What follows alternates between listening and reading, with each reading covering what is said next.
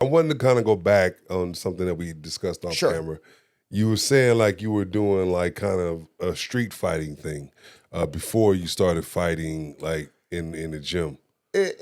So I would get into, this was like in middle school. Like I had beef with gangs. Not like oh, like I hate this, like, you know, the red side, the blue side, or this street or that street, but like I grew up like in a church dynamic with my family. My family tried to raise me right. And we lived in a rough neighborhood. And I remember like on my way going to church, there was like a local like gang that was like, you know, hanging out in the neighborhood. And as we were walking to our car, they were catcalling my mom and like making us feel uncomfortable. And my dad like had to stand up for like for us. And I was like, man, like I was like 6. I was super little, and I was like, man, what pieces of shit? Like, I vouched to never like go in that general direction. Right. Fast forward, I'm like 12, 13, and I'm the most feared kid on the school block. Right. And all these like wannabe gangsters like want to recruit me. I'm like, nah, like I'm not about that life. With that said, if you want problems, like we can run it.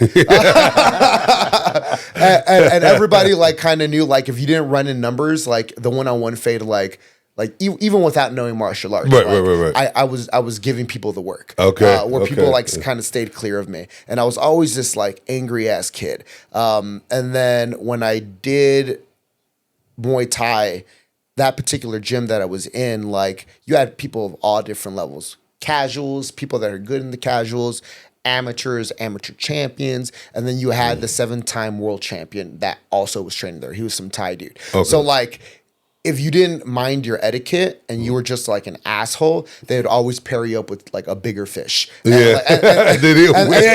the fish was super humbling, where like your pride had to be swallowed. You had to learn etiquette. You had to pay dues.